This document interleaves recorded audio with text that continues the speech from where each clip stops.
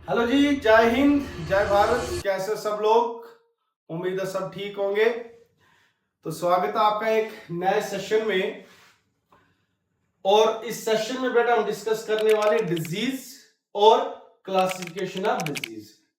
मैंने क्या कहा कि दिखने में ठीक है, आपको छोटा सा टॉपिक लग रहा है, ठीक, बट ये छोटी छोटी गलतियां हैं जहां से क्वेश्चन जो है हमारे गलत हो जाते हैं।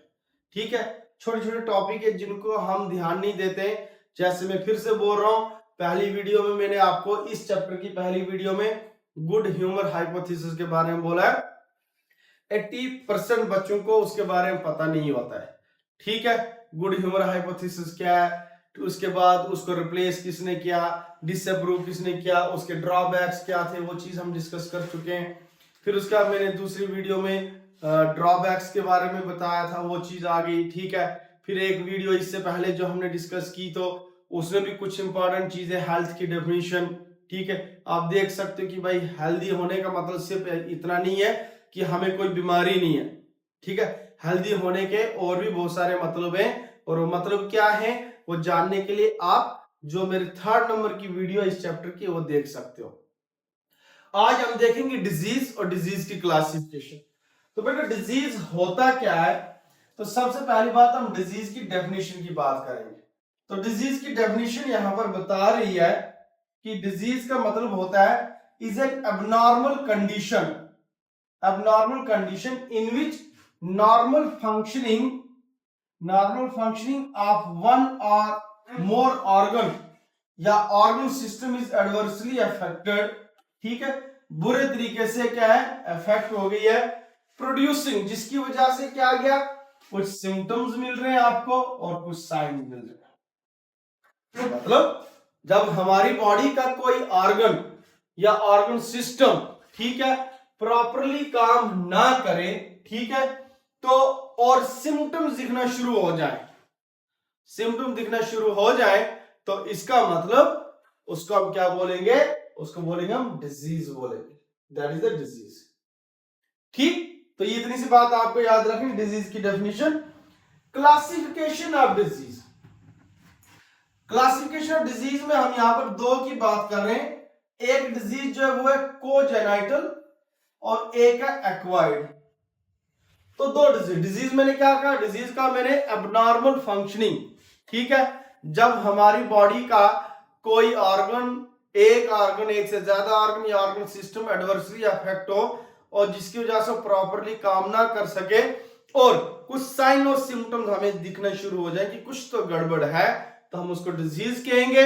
और डिजीज दो टाइप की है, एक है कोजेनाइटल और एक है एक्वायर्ड डिजीज। ठीक, तो ये कोजेनाइटल और एक्वायर्ड डिजीज है क्या, तो सबसे पहले हम यहां पर बात करते हैं कोजेनाइटल डिजीज की।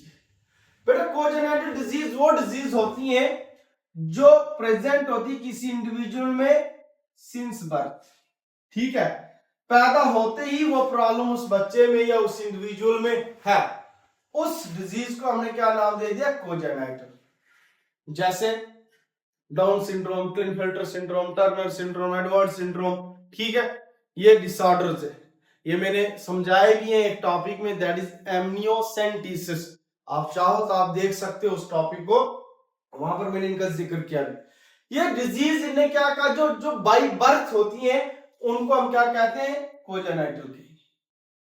अब इनमें जैसे जेनेटिक, दे में रिजल्ट फ्रॉम, कोई जेनेटिक प्रॉब्लम है, क्रोमोसोमल एबनॉर्मलिटी है कोई, ठीक, मेटाबॉलिक डिसऑर्डर है कोई, हम पढ़ेंगे जेनेटिक्स वाले पार्ट में मेटाबॉलिक डिसऑर्डर, कोई डिफेक्ट है बच्चे में एम्ब्रियोनिक डेवलपमेंट के टाइम हुआ, मेसोडर्म, एक्टोडर्म, एंडोडर्म लेयर बनी है, या उनमें कोई एबनॉर्मलिटी आई है, या उनके बनने के बाद बच्चे के ऑर्गन में कोई प्रॉब्लम आई है, तो वो प्रॉब्लम, ये सारी प्रॉब्लम तो बच्चे में बाई बर्थ आ गई ना, इसलिए हमने इनको क्या नाम दे दिया, कोजेनाइटल डिसऑर्डर नाम दे दिया या फिर डिजीज नाम दे दिया, बाई बर्थ।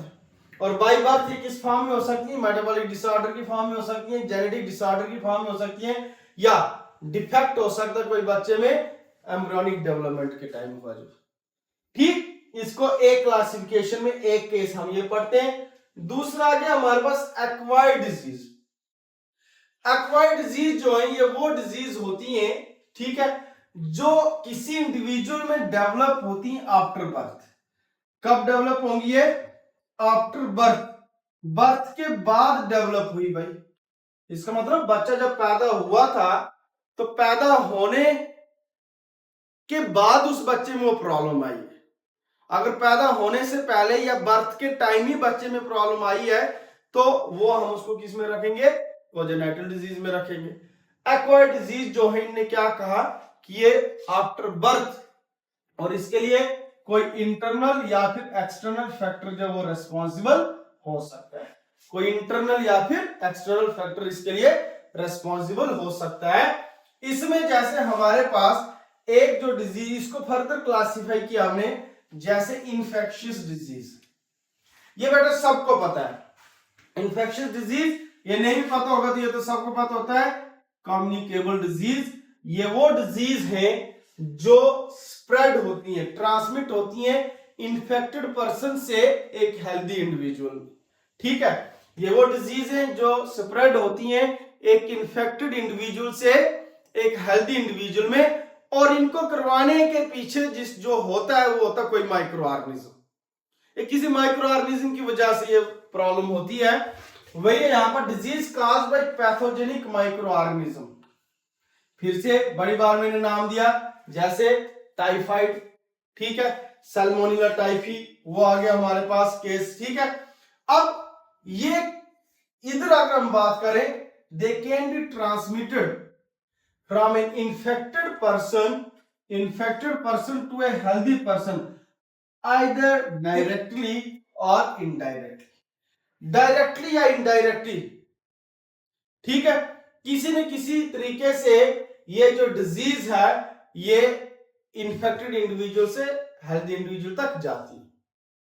इसलिए इसको हम क्या कहते हैं? कंटेजियस डिजीज भी कहेंगे हम, कंटेजियस डिजीज, या इसको हम कम्युनिकेबल डिजीज भी कहेंगे जो मैंने अभी कहा। जैसे example common cold, tuberculosis, influenza, ringworm, malaria, typhoid, ये सारी जो प्रॉब्लम्स हैं इन सबको हम किस में रखते हैं? इनको रखते हैं हम एक्वायर्ड डिजीज, लेकिन एक्वायर्ड के अंदर किसमें? इन्फेक्शियस डिजीज में। ये किसी न किसी बहाने, मैंने कहा डायरेक्टली या इनडायरेक्टली, ये क्या है? एक इंसान से दूसरे इंसान तक ये बीमारी जाती ही जाती, ठीक। इसलिए इनके लिए मैंने क्या कहा? कम्युनिकेबल डिजीज या फिर कंटेजियस डिजीज कहा। दूसरी जो डिजीज है हमारे पास एक्वायर्ड में, वो आ गई non infectious disease. That is the non infectious disease की अगर मैं बात करूं तो नाम से पता लग रहा है वो थी कम्युनिकेबल, इसके लिए मैंने क्या लिखा है यहां पर? नॉन कम्युनिकेबल, ठीक है। वो थी कंटेजियस, इसको हम कहेंगे नॉन कंटेजियस। एक केस ये आ गया। ये वो बीमारियां हैं जो that can not be transmitted from one person to another, means infected से हेल्दी इंडिविजुअल में ये वाली बीमारी नहीं फैल रही है, और they are caused by genetic factor, nutritional deficiency, hormonal imbalance. इन चीजों की वजह से ये बीमारी हो सकती है, जैसे diabetes mellitus, hypertension, cancer, coronary artery disease, goitre. ये सारी जो बीमारियां ये किस में आ जाती हैं? They are the non infectious disease. मतलब ये अगर किसी इंडिविजुअल को हो गई है तो उससे ये वाली बीमारी जो है वो दूसरे तक नहीं जाएगी। लेकिन जो मैंने कंटेजियस डिजीज कही थी, इन्फेक्शियस डिजीज कही थी, वो किसी न किसी बहाने, ठीक है, एक इन्फेक्टेड इंडिविजुअल से एक हेल्दी इंडिविजुअल तक जरूर जाएगी, और उनके पीछे हमेशा हाथ किसका होता है? किसी पैथोजन का, किसी माइक्रो ऑर्गेनिज्म का। यहां पर मैंने कहीं भी माइक्रो ऑर्गेनिज्म का जिक्र नहीं किया। कोई हार्मोनल इंबैलेंस हो सकता है, डेफिशिएंसी हो सकती है न्यूट्रिशन की, ठीक है, कोई जेनेटिक फैक्टर हो सकता है, लाइफस्टाइल हो सकता है, एजिंग, एनवायरमेंटल फैक्टर, ये फैक्टर हो सकते हैं डिजीज के लिए। लेकिन आप यहां गलती से भी कोई पैथोजन का नाम नहीं लोगे, किसी माइक्रो ऑर्गेनिज्म का नाम यहां पर नहीं लोगे।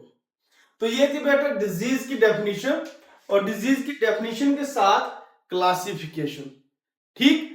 डिजीज की क्लासिफिकेशन, पहला आपको मैंने कहा कोजेनेटेड डिजीज, और दूसरा गया एक्वायर्ड। कोजेनेटेड डिजीज वो डिजीज होती है जो बाई बर्थ आती है बच्चे में, ठीक है, इंडिविजुअल में, और एक्वायर्ड डिजीज वो डिजीज होती है जो हमें बाई आफ्टर बर्थ आती है, और इनको भी हमने दो में क्लासिफाई किया, एक्वायर्ड और इन्फेक्शियस और नॉन इन्फेक्शियस। इन्फेक्शियस डिजीज वो डिजीज होती है जो एक इन्फेक्टेड इंडिविजुअल से हेल्थी इंडिविजुअल में जाएगी, डायरेक्टली इनडायरेक्टली किसी न किसी बहाने, ठीक है, और इसके लिए रेस्पॉन्सिबल होगा कौन, कोई ना कोई माइक्रो ऑर्गेनिज्म। दूसरा आ गया नॉन इन्फेक्शियस डिजीज। ये डिजीज जो है ये कभी भी एक इन्फेक्टेड या एक इंडिविजुअल जिसको प्रॉब्लम है उससे ये दूसरे इंडिविजुअल तक नहीं जाएंगी, और इसके पीछे किसी माइक्रो ऑर्गेनिज्म का हाथ नहीं होता है। कोई फैक्टर रिस्पॉन्सिबल, कोई हार्मोनल इंबैलेंस हो सकता है, कोई जेनेटिक फैक्टर हो सकता है, एनवायरमेंटल फैक्टर हो सकता है, ठीक है, लेकिन इसके लिए कोई माइक्रो ऑर्गेनिज्म का कोई इसमें हाथ नहीं होता। ठीक, तो इसी के साथ मैं अपने सेशन को यहीं पर खत्म करता हूं। जल्दी मिलते हैं एक नई वीडियो के साथ, तब तक जय हिंद जय भारत।